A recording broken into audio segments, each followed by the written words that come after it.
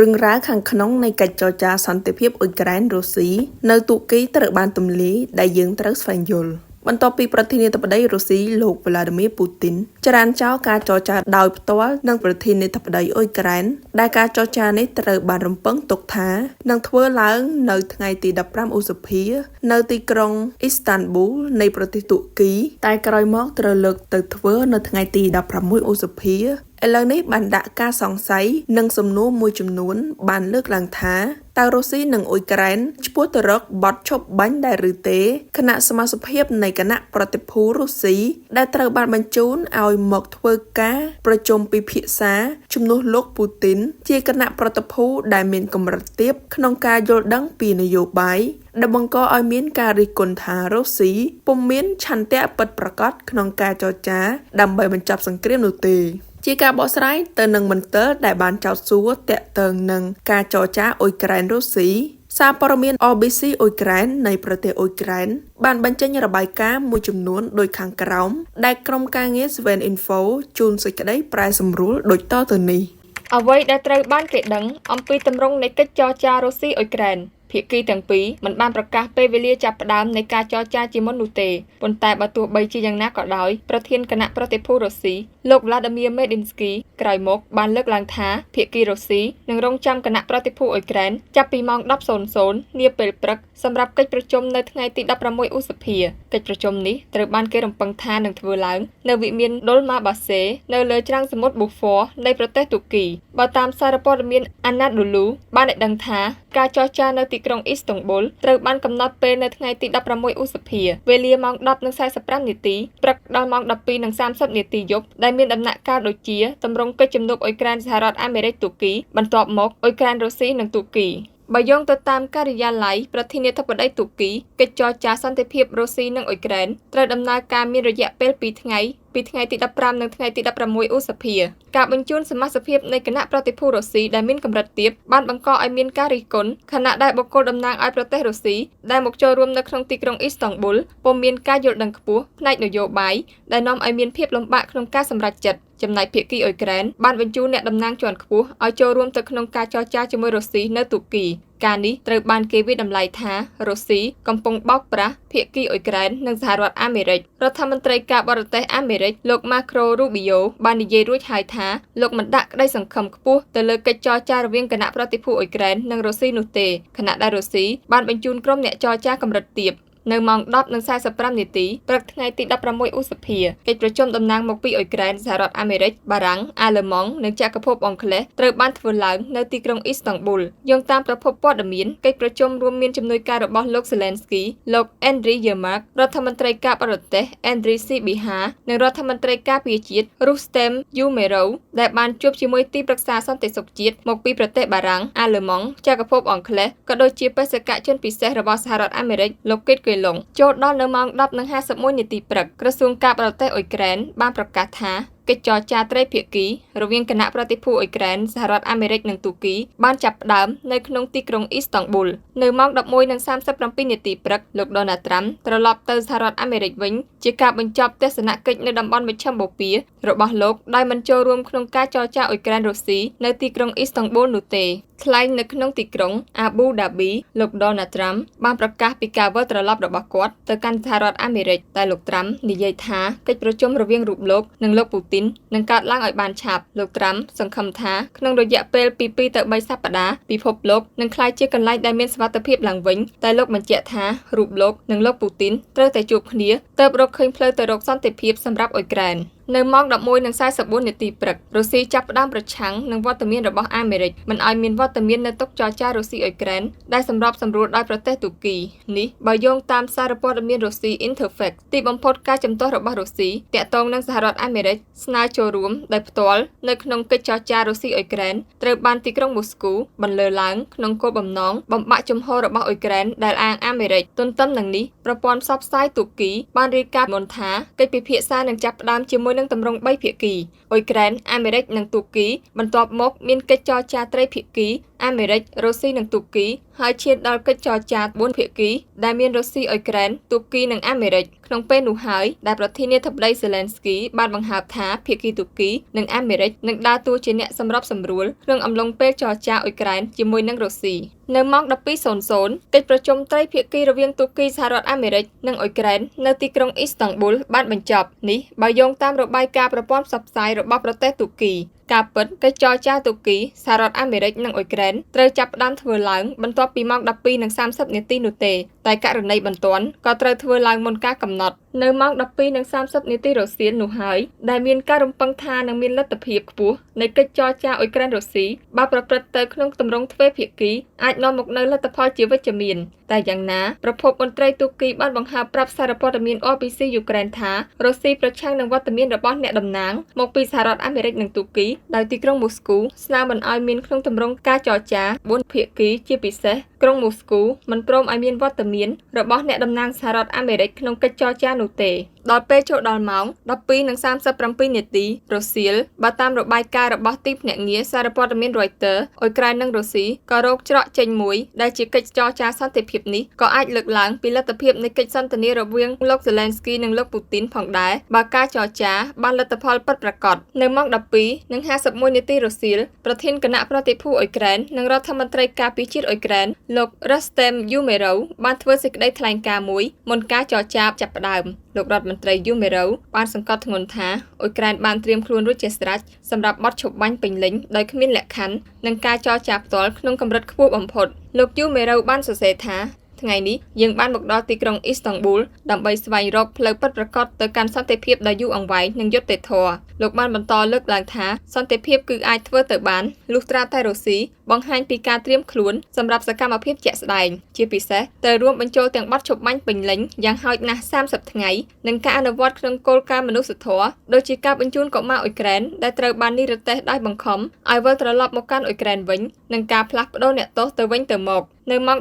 12:57 នាទីរសៀលសារព័ត៌មានខ្លះបានរាយការណ៍ថាការចរចារវាងតំណាងរុស្ស៊ីនិងសហរដ្ឋអាមេរិកអាចចាប់ផ្ដើមនៅក្នុងទីក្រុងអ៊ីស្តង់ប៊ុលសារព័ត៌មាន Interfax របស់រុស្ស៊ីរាយការណ៍ថាប្រធានគណៈប្រតិភូរុស្ស៊ីលោក Medinsky បានជួបជាមួយតំណាងសហរដ្ឋអាមេរិកមុនពេលការចរចារុស្ស៊ីអ៊ុយក្រែនចាប់ផ្ដើមគោលបំណងរបស់តំណាងសហរដ្ឋអាមេរិកចង់ស្ទង់ពីភាគីរុស្ស៊ីថាតើក្រុងមូស្គូអាចធ្វើឲ្យការចរចាបានលទ្ធផលល្អកម្រិតណានៅម៉ោង 1:10 នាទីរសៀលមុនការចរចាចាប់ផ្ដើមភាគីអ៊ុយក្រែនផ្ដើមដាក់សម្ពាធជាមុនដោយចោទរុស្ស៊ីថាបានរារាំងកិច្ចខិតខំប្រឹងប្រែងសន្តិភាពព្រោះតែក្រុងមូស្គូបានចាប់ផ្ដើមធ្វើការទាមទារលក្ខខណ្ឌមុនការចរចាលោក Zelensky បានលើកឡើងថាយើងចាត់ទុកការទាមទាររបស់រុស្ស៊ីជាការរារាំងដល់កិច្ចខិតខំប្រឹងប្រែងសន្តិភាពរបស់រដ្ឋាភិបាលលោក Donald Trump លោកថាការទាមទាររបស់រុស្ស៊ីត្រូវបានគេចោទថាជាការរាំងស្ទះដល់ឆន្ទៈសហរដ្ឋអាមេរិកដែលចង់ចរចាផ្ទាល់4ភាគីតែទីបំផុតតំណាងសហរដ្ឋអាមេរិកពុំមានវត្តមានព្រោះក្រុងមូស្គូមិនមានភាពស្មោះត្រង់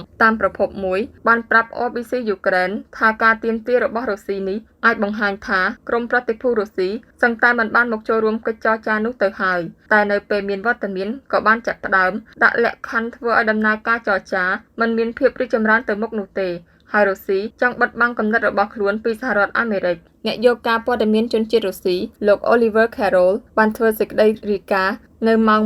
1:38 នាទីរសៀលកិច្ចចរចារវាងអ៊ុយក្រែននិងរុស្ស៊ីនៅទីក្រុងអ៊ីស្តង់ប៊ុលអាចចាប់ផ្ដើមបានព្រោះមានវត្តមានភាគីទូគីអ៊ុយក្រែននិងរុស្ស៊ីជាមួយគ្នានេះរដ្ឋមន្ត្រីការបរទេសទូគីលោក Hakan Fidan បានត្រៀមសន្ទរកថារួចហើយដើម្បីស្វាគមន៍ទៅកាន់គណៈប្រតិភូទាំងអស់តែត្រូវបានអូសបន្លាយពេលវេលាថែមទៀតរហូតដល់ម៉ោង 3 រសៀលទើបមានការអនុញ្ញាតឲ្យអ្នកកាសែតចូលថតរូបអំពីទស្សនវិជ្ជានៃគណៈប្រតិភូអ៊ុយក្រែននិងរុស្ស៊ីនៅឯតុចរចាក្នុងទីក្រុងអ៊ីស្តង់ប៊ុលដែលជាការប្រកាសបើកការចរចាតែនៅខណៈនោះអ្នកកាសែតត្រូវបានស្នើឲ្យចាកចេញពីខាងក្នុងបន្ទប់ចរចាក្នុងអំឡុងពេលបើកការចរចារវាងអ៊ុយក្រែននិងរុស្ស៊ីគឺរដ្ឋមន្ត្រីការបរទេសទូគីលោក Hakan Fidan បានអំពាវនាវឲ្យភាគីទាំងពីរប្រើប្រាស់ឱកាសនេះដើម្បីឆ្ពោះទៅមុខលើផ្លូវឆ្ពោះទៅរកសន្តិភាពសេចក្តីអំពាវនាវរបស់លោករដ្ឋមន្ត្រីការបរទេសទូគី Hakan Fidan ត្រូវបានអ្នកកាសែតកត់ត្រាដូចនេះថាដំណើរទស្សនកិច្ច របស់ប្រធានាធិបតីអ៊ុយក្រែនលោក Volodymyr Zelensky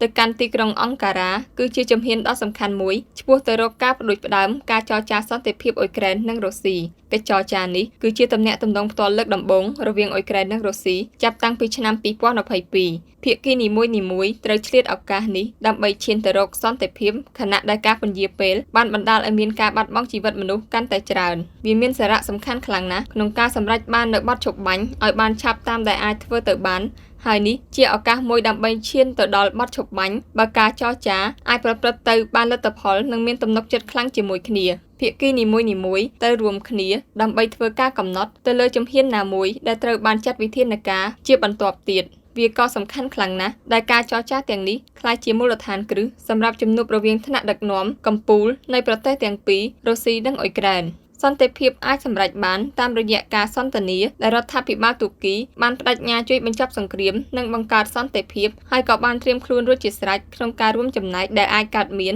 ឆ្ពោះទៅរកការសម្រេចបាននូវសន្តិភាពមួយរឹងមាំនិងស្ថិតស្ថេរនៅវេលាម៉ោង 3:09 នាទីរសៀលបើយោងតាមប្រភពព័ត៌មានរបស់អ្នកយកការជនជាតិរុស្ស៊ីលោក Oliver Carroll គណៈប្រតិភូអ៊ុយក្រែននិងរុស្ស៊ីដែលត្រូវប្រជុំនៅទីក្រុងអ៊ីស្តង់ប៊ុលបានធ្វើទំនាក់ទំនងគ្នាទៅវិញទៅមកក្នុងបន្ទប់ចរចាដោយភាគីទាំងពីរបង្ហាញអារម្មណ៍ថាពួកគេចូលដល់របៀបវារៈនៃកិច្ចចរចាហើយប៉ុន្តែនៅម៉ោង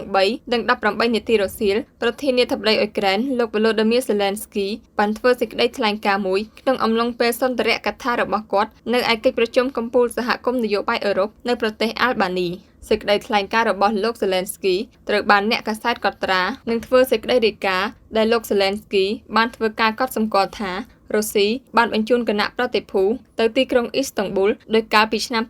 2022ដែលក្រុមគណៈប្រតិភូរុស្ស៊ីទាំងនោះដោយក្រុមល្ខោនដែលគេឲ្យមកសម្ដែងតែប៉ុណ្ណោះលោក Zelensky ក៏បានបញ្ជាក់ផងដែរថាក្រុមអ្នកចរចាដែលត្រូវបានបញ្ជូនដោយវិមានក្រំឡាំងមិនមានសិទ្ធិអំណាចក្នុងការសម្រេចចិត្តនោះទេលោកបន្ថែមថាទីក្រុងម៉ូស្គូមិនបានផ្លាស់ប្តូរវិធីសាស្ត្រជាមូលដ្ឋានរបស់ខ្លួនឡើយលោក Zelensky បានលើកឡើងថាប្រសិនទីក្រុងម៉ូស្គូគ្រាន់តែបញ្ជូនគណៈប្រតិភូរបស់ខ្លួនសម្រាប់ជាឈុតឆាកល្ខោននោះហើយមិនអាចផ្ដល់លទ្ធផលណាមួយនៅថ្ងៃនេះបានទេនោះគឺពិភពលោកត្រូវតែឆ្លើយតបដោយត្រូវរួមគ្នាដាក់ទណ្ឌកម្មប្រឆាំងនឹងវិស័យថាមពលនិងសេដ្ឋកិច្ចរបស់រុស្ស៊ីឲ្យកាន់តែខ្លាំងឡើងរហូតដល់ភាគីរុស្ស៊ីយល់ព្រមទទួលយកបទឈប់បាញ់ដោយខ្លួនឯងនៅម៉ោង 3:22 នាទីរសៀលការចរចារវាងរុស្ស៊ីនិងអ៊ុយក្រែនត្រូវបានបិទបញ្ចប់ដោយកិច្ចប្រជុំនេះមានរយៈពេលជិត2ម៉ោងការបញ្ចប់កិច្ចចរចារវាងអ៊ុយក្រែននិងរុស្ស៊ីត្រូវបានបញ្ជាក់ដោយរដ្ឋមន្ត្រីក្រសួងការបរទេសទូគីទន្ទឹមនឹងនេះប្រព័ន្ធផ្សព្វផ្សាយបានរាយការណ៍ថាក្នុងអំឡុងពេលចរចាភាគីអ៊ុយក្រែនមិនអាចទទួលយកការទាមទាររបស់រុស្ស៊ី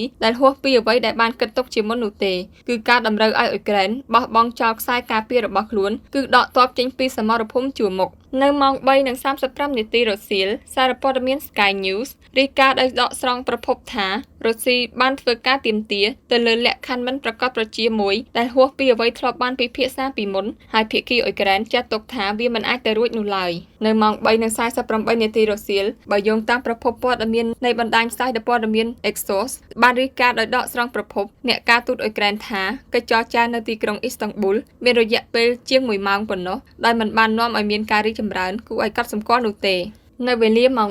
4:40 នាទីរសៀលសេចក្តីថ្លែងការណ៍របស់ប្រធានគណៈប្រតិភូរុស្ស៊ីលោក Vladimir Medinsky បានបញ្ជាក់ថាសរុបមកយើងពេញចិត្តនឹងលទ្ធផលនៃការចរចាហើយរុស្ស៊ីត្រៀមខ្លួនក្នុងការដោះដូរអ្នកទោសទ្រង់ទ្រាយធំចំនួន 1000 នាក់ដូចគ្នានៅប៉ុន្មានថ្ងៃខាងមុខនេះជាចំណុចវិជ្ជមានទី1ចំណុចទី2ដែលគួរឲ្យកត់សម្គាល់គឺសំណើរបស់អ៊ុយក្រែនសម្រាប់កិច្ចពិភាក្សាដោយផ្ទាល់រវាងលោក Zelensky និងលោក Putin ត្រូវបានយកមកពិចារណាផងដែរហើយចំណុចទី3គឺភាគីទាំងពីរត្រូវរៀបចំផែនការបត់ឈប់បាញ់តែមិនមែននៅពេលនេះនោះទេលោក Medinsky ប្រធានគណៈប្រតិភូរុស្ស៊ីបានបន្ថែមថាយើងយល់ស្របថាភាគីនីមួយៗនឹងបង្ហាញចក្ខុវិស័យរបស់ខ្លួនអំពីបទឈប់បាញ់នាពេលអនាគតដោយមានការក្រុងលំអិតជាមុនសិននាម៉ោង 4:50 នាទីរសៀលលោក Zelensky និងមេដឹកនាំផ្សេងទៀតដែលចូលរួមកិច្ចប្រជុំកំពូលសហគមន៍នយោបាយអឺរ៉ុបនៅប្រទេសអាល់បានីបានហៅតាមទូរស័ព្ទទៅកាន់លោក Donald Trump លោក Zelensky បានប្រាប់លោក Trump អំពីកិច្ចចរចាសន្តិភាពសម្រាប់អ៊ុយក្រែននៅទីក្រុងអ៊ីស្តង់ប៊ុលដែលលោកថាអ៊ុយក្រែនបានត្រៀមខ្លួនរួចជាស្រេចដើម្បីចាត់វិធានការឲ្យបានលឿនបំផុតសម្រាប់សន្តិភាពពិតប្រាកដហើយវាជារឿងសំខាន់ណាស់ដែលពិភពលោកនៅតែបន្តរក្សាជំហររឹងមាំក្នុងការការពារសន្តិសុខអធិបតេយ្យភាពនិងបូរណភាពទឹកដីនៃប្រទេសអ៊ុយក្រែន ក្នុងកិច្ចសន្ទនាតាមទូរស័ព្ទជាមួយលោកត្រាំលោកប្រធានាធិបតីអ៊ុយក្រែនទទូចថាប្រសិនបើរុស្ស៊ីនៅតែបន្តច្រានចោលបទឈប់បាញ់ពេញលេញនិងដោយគ្មានលក្ខខណ្ឌគឺរុស្ស៊ីត្រូវតែទទួលទណ្ឌកម្មកាន់តែខ្លាំងរហូតដល់រុស្ស៊ីយល់ព្រមបោះបង់ចោលសង្គ្រាមរបស់ខ្លួននិយាយទៅរហូតដល់វេលាម៉ោង 5:10 នាទីរសៀលម៉ោងនៅក្នុងប្រទេសទូគីនៅថ្ងៃទី 16 ឧសភាស្ថានភាពពាក់ព័ន្ធនឹងការចរចាដើម្បីបញ្ចប់សង្គ្រាមដែលរុស្ស៊ីលើកទ័ពឈ្លានពានអ៊ុយក្រែនត្រូវបានបិទបញ្ចប់ដោយពុំមានការបញ្ជាក់ពីពេលវេលាជាក់លាក់ដើម្បីកំណត់ការវិលមកជួបគ្នាឡើងវិញរវាងរុស្ស៊ីនិងអ៊ុយក្រែននោះទេក្នុងព្រឹត្តិការណ៍នេះអ្នកយកព័ត៌មានជនជាតិរុស្ស៊ីលោក Oliver Carroll បានធ្វើសេចក្តីរាយការណ៍ថាទីក្រុងមូស្គូសន្យាសុខចិត្តទទួលយកបទឈប់បាញ់ឲ្យតែអ៊ុយក្រែនដកកងទ័ពរបស់ខ្លួនចេញពីតំបន់ចំនួន4នៅភាគខាងកើតនិងភាគខាងត្បូងនៃប្រទេសអ៊ុយក្រែនជាមុនសិនតែបើមិនដូច្នេះទេរុស្ស៊ីនឹងបន្តបើកការវាយលុកដណ្ដើមយកតំបន់ចំនួន2គឺតំបន់ Kharkiv និងតំបន់ Sumy ពីដៃកងទ័ពអ៊ុយក្រែនលើសពីនេះទៀតប្រធានគណៈប្រតិភូរុស្ស៊ីលោក Vladimir Medinsky បានធ្វើការគំរាមនៅចំពោះមុខគណៈប្រតិភូអ៊ុយក្រែនដែលថារុស្ស៊ីនៅតែមិនតក់ស្លុតនិងមិនបាក់ស្បាតចំពោះសង្គ្រាមនោះទេតួយ៉ាងដូចជាសង្គ្រាមរបស់រុស្ស៊ីនៅលើប្រទេសស៊ុយអែតដែលបានប្រព្រឹត្តទៅរហូតដល់រយៈពេល21ឆ្នាំកាលពីដើមសតវត្សទី18ដែលប្រើរយៈពេលយ៉ាងយូរក៏ដោយក៏រុស្ស៊ីនៅតែសម្រេចបានគោលដៅរបស់ខ្លួនហេតុដូចនេះហើយមានអ្វីដែលនាំឲ្យរុស្ស៊ីយល់ព្រមចុះញោមចុះចាញ់អ៊ុយក្រែនឬលោកខាងលិចបានដោយងាយៗនោះឡើយរុស្ស៊ីនៅតែបន្តត្រៀមខ្លួនសម្រាប់ការប្រយុទ្ធជានិច្ចទោះជាត្រូវប្រើពេលវេលាយូរយ៉ាងណាក៏ដោយសរុបទៅការចរចាសន្តិភាពសម្រាប់អ៊ុយក្រែនដែលជាការចរចាផ្ទាល់រវាងអ៊ុយក្រែនរុស្ស៊ីជាលើកដំបូងថ្មីម្ដងទៀតនេះភាគីអ៊ុយក្រែននិងទូគីមើលទៅបានត្រឹមតែមកស្ដាប់ភាគីរុស្ស៊ីថ្លែងព្រមាននឹងការដាក់លក្ខខណ្ឌឲ្យអ៊ុយក្រែនត្រូវតែទម្លាក់អាវុធចុះចាញ់សង្គ្រាមជាមួយនឹងការយល់ព្រមកាត់ទឹកដីរបស់ខ្លួនជាថ្នូរនឹងសន្តិភាពពីរុស្ស៊ីតែប៉ុណ្ណោះ